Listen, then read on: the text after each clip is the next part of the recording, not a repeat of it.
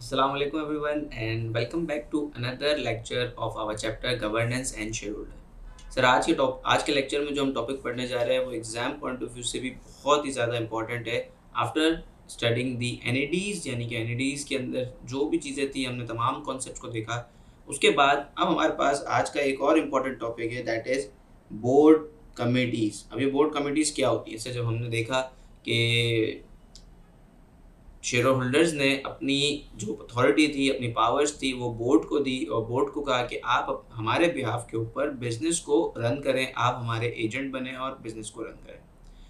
अब उसके बाद जब बोर्ड बना दिया गया, बोर्ड में हर तरह के डायरेक्टर्स को बिठा दिया गया, हर तरह का डायरेक्टर जिसके पास हर तरह की रेलेवेंट स्पेशलिटी है, एक्सपीरियंस है, स्किल है, डाइवर्सिटी भी है, तमाम चीज़ें हैं। देन अब ये बोर्ड कमिटीज़ क्या चीज़ है? क्योंकि हमने तो ये सुना था कि बोर्ड कलेक्टिवली बिजनेस को रन करता है, जितने भी बोर्ड ऑफ डायरेक्टर है वो कलेक्टिवली बिजनेस को रन कर रहे होते हैं। तो फिर ये कमिटीज़ की क्या बात आती है? देखिए कमिटीज़ क्या हैं? ये बेसिकली बोर्ड ऑफ डायरेक्टर की सब ग्रुप्स हैं, सब कमिटीज़ हैं। अब ये सब कमिटीज़ कौन कौन सी हैं, क्या काम करती हैं, इसको थोड़ी देर बाद देखते हैं। उससे पहले हम ये देखते हैं कि बेसिकली ये कमिटीज़ बनाई क्यों जाती हैं, क्या नीड आई है जिसकी वजह से हमें ये कमिटीज़ बनानी पड़ रही हैं। आए देखते हैं। So why do we need committees? तो सबसे पहले हमारे पास इसका जवाब है कि भाई कमिटीज़ जो होती है ना वो फोकस्ड होती हैं और स्पेशलाइज्ड होती हैं, जिसके ऊपर आप सर्टेन टास्क को डेलीगेट कर सकते हैं। यानी कि अब अगर मैं एग्जांपल दूं ऑडिट कमेटी की, तो ऑडिट कमेटी जो है वो फोकस्ड होगी मोर of the task which are related to financial statements and which are related to financial reporting and audits. So they can work with more focus on these areas and also the audit committee के अंदर जो members होंगे board of director के, board of directors में से ही आप कुछ members को कहते हैं कि भाई आप अब जो है वो audit committee का भी पार्ट है, यानी हमने एक सब ग्रुप भी बना दिया है, आपकी फला रिस्पॉन्सिबिलिटी होगी and now you are named as a sub committee of the group. तो उस जो सब कमेटी को डिज़ाइन कर रहे होते हैं, डिसाइड करते हैं कि कौन कौन से मेंबर उस सब कमेटी में होंगे, तो ये बात का ख्याल रखा जाता है कि उस सब कमेटी का ऑब्जेक्टिव क्या है और उस ऑब्जेक्टिव के हिसाब से ही उस कमेटी के अंदर मेंबर्स को फिट किया जाता है। तो इस वजह से जो वो कमेटी होगी वो मज़ीद और नैरो डाउन हो जाएगी, उसमें सिर्फ और सिर्फ स्पेशलाइज्ड लोग होंगे जो उस टास्क को परफॉर्म कर रहे होंगे।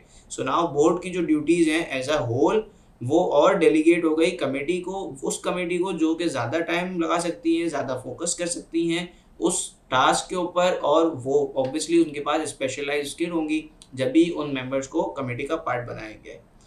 देन अब जब बोर्ड ने अपनी कुछ चीज़ें डेलीगेट कर दी सब कमेटी को, तो अब क्या हुआ, बोर्ड के पास थोड़ा और टाइम आ जाएगा, एज अ होल बात कर रहा हूँ, वो बोर्ड के पास टाइम आएगा to look and to focus more on the strategic matters। आए देखें, board can focus more on the strategic matter. अब वो स्ट्रेटजीज के ऊपर ज़्यादा अच्छे से काम कर सकती हैं, ज़्यादा टाइम लगा सकते हैं, because now they are free up from these type of things.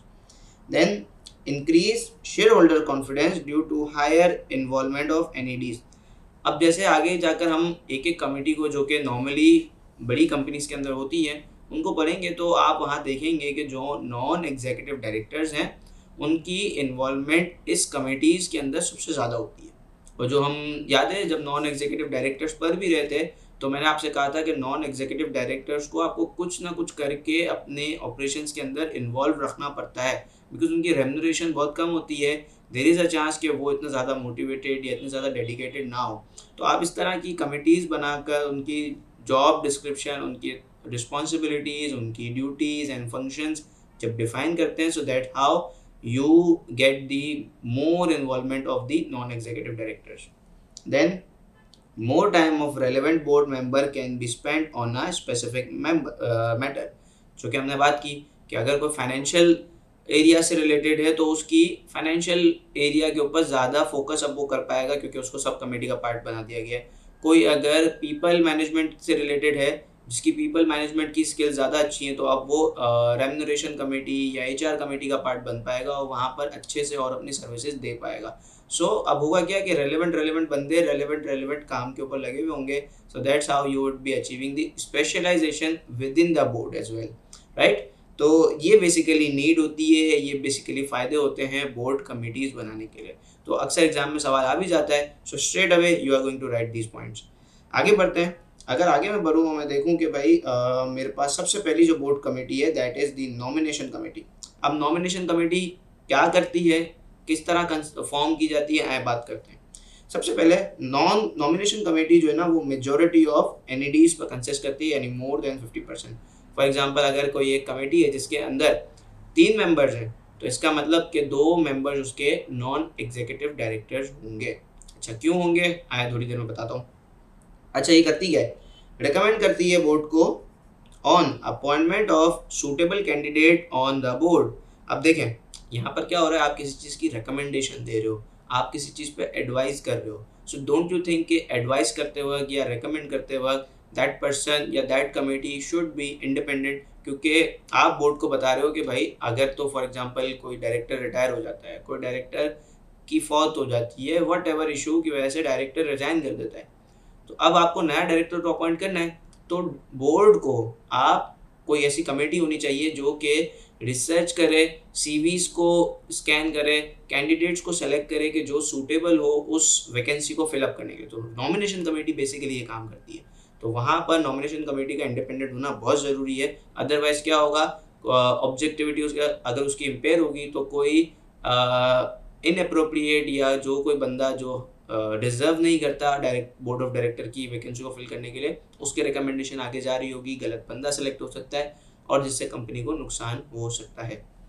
Then you have they ensures the balance of the board. अब ये बैलेंस का क्या मतलब है सर, ये बैलेंस का वही मतलब है जो कि हमने बोर्ड ऑफ डायरेक्टर के लेक्चर में पढ़ा था कि आपके बोर्ड का size, skill, knowledge, experience, diversity, split of the CEO and board, ये तमाम चीज़ें होनी चाहिए। तो नॉमिनेशन कमेटी इस बात को इंश्योर करती है while they are nominating the director for the appointment. Then ये एक और चीज़ का ख्याल करती है, ट्रेनिंग एंड सीपीडी अरेंजमेंट जो बोर्ड ऑफ डायरेक्टर की होती है, क्योंकि देखें as a professional you have to be keep learning new things, you have to be keep updated with the new technologies, new updates, new developments। तो ये एक ख्याल करती है ट्रेनिंग का। अब जैसे आपने देखा होगा कि IFRS चेंज होते रहते हैं वक्त के साथ साथ, IFRS 15 आया, IFRS 16 आया, अभी रिसेंटली IFRS 17 आया इंश्योरेंस कॉन्ट्रैक्ट के ऊपर। सो बोर्ड ऑफ डायरेक्टर तो ऑब्वियसली उनको नहीं पता होगा इन सारी चीज़ों का, तो how they are going to learn it. तो नॉमिनेशन कमेटी इस बात का ख्याल करती है कि वो बोर्ड ऑफ डायरेक्टर की स्किल सेट को, उनकी नॉलेज को अप टू डेट रखे। कोई अगर रिसेंट डेवलपमेंट या कोई नई चीज़ आ रही है लॉ एंड रेगुलेशन में, IFRS में, बिजनेस में, एनीथिंग, वो उसकी ट्रेनिंग अरेंज करें, इनकी CPD का ख्याल करें। CPD हमारे आने वाले लेक्चर का एक टॉपिक है जिसमें हम बात करेंगे basically what is CPD and how it is being conducted. Then succession plan का भी यही ख्याल करते हैं। सक्सेशन प्लान का मतलब होता है कि अगर कोई डायरेक्टर रिटायर हो रहा है तो उसका सक्सेशन प्लान क्या होगा, उसको कौन आकर रिप्लेस करेगा and all these thing, right. तो आगे बढ़ते हैं, अगली हम कमेटी की बात करते हैं। तो अगली कमेटी को जब मैं देखता हूँ तो मेरे पास अगली कमेटी है रेम्यूनरेशन कमेटी। अब रेम्यूनरेशन कमेटी का क्या काम होता है सर? रेम्यूनरेशन कमेटी का काम ये होता है, पहले तो रेम्यूनरेशन कमेटी होती किन लोगों से फॉर्म करती है। So it is form only by the NED, यानी 100% नॉन एग्जीक्यूटिव डायरेक्टर होने चाहिए। और ये बिल्कुल ज़रूरी है क्योंकि यहाँ पर वर्ड आप देखें क्या यूज़ हुआ है, रेम्यूनरेशन। अब जब रेम्यूनरेशन की बात है so you need the independence, ताकि वो रेम्यूनरेशन करेक्टली डिटरमिन की जाए, बहुत ज़्यादा ना हो। क्योंकि अगर आप डायरेक्टर्स को कहेंगे कि अपनी रेम्यूनरेशन डिसाइड कर लो, तो देर इज़ 100% चांस कि वो अपनी रेम्यूनरेशन ज़्यादा ही डिसाइड कर रहे होंगे। सो for that matter you need the independent person. Non executive directors को आप ये ड्यूटी देते हो कि आपने एग्जीक्यूटिव डायरेक्टर्स की इंक्लूडिंग CEO उसकी रेम्यूनरेशन डिसाइड करनी है, राइट। तो इस वजह से इनका इस कमेटी में सारे NEDs होना लाजमी है। सो ये डिसाइड करते हैं एग्जीक्यूटिव डायरेक्टर की रेम्यूनरेशन। देन ये इंश्योर करते हैं कि remuneration is sufficient enough. Sufficient enough है 3 चीज़ों के लिए, वो 3 चीज़ें आपने याद करनी है। Number 1, it is sufficient to attract the director to work for the company. Then it is sufficient enough to retain the director, कि वो कंपनी को छोड़ के ना जाए। And finally, it is sufficient enough to motivate the director to perform their job appropriately and with all the dedication and motivation, right? तो आपकी salary इतनी कम भी ना हो कि ये चीज़ें ना हो पाए और इतनी ज़्यादा भी ना हो कि आपको नुकसान हो जाए. So that is the responsibility of the remuneration committee. Then फिर रेम्यूनरेशन कमेटी क्या करती है? रेम्यूनरेशन कमेटी पॉलिसीज़ बनाती है. कौन सी पॉलिसी बनाती है कि लिंक करती है रेम्यूनरेशन को विद द परफॉर्मेंस. इसके अलावा और भी जो चीज़ें 10 तरह की हो गई, डायरेक्टर्स के bonuses, post retirement benefit, other allowances, ये तमाम चीज़ें जो है रेम्यूनरेशन कमेटी कर रही होती है, जो कि रेम्यूनरेशन में ही इंक्लूड हो जाती हैं. सही है. तो बेसिकली ये है रेम्यूनरेशन कमेटी का काम. आगे बढ़ते हैं, अगली कमेटी को डिस्कस करते हैं. अगली कमेटी हमारे पास audit committee, and that is the one of the most important committee amongst these all. आए स्टार्ट करते हैं. Consist only of NEDs. अब ये भी चीज़ सर हमें याद करने की, मैं आपको याद करा देता हूँ कि किस कमेटी के अंदर 100% एनईडी है, किसके अंदर नॉन मतलब के मेजॉरिटी एनईडीज़ है. तो दो कमेटीज़ है मेरे पास जिसके अंदर लाजमी है कि मेरे एनईडीज़ ही होने चाहिए, 100% एनईडी हो. Number one, remuneration. हमने बात की कि रेम्यूनरेशन में तो कोई कॉम्प्रोमाइज़ नहीं है. आप उसमें एग्जीक्यूटिव डायरेक्टर को रखेंगे और कहेंगे कि आप अपनी रेम्यूनरेशन डिसाइड करें. सर ये तो बिल्ली को दूध की रखवाली दे दी आपने. अब ऑडिट कमेटी, नाम सर क्या है? Audit.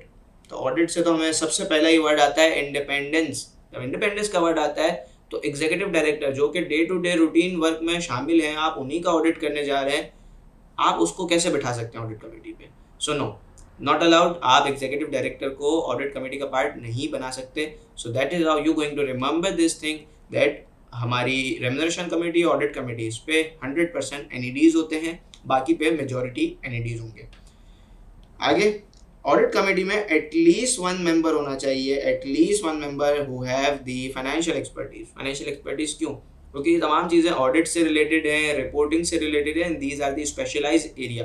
So for that you need a individual who has the experience and adequate knowledge of the financial areas and has the expertise.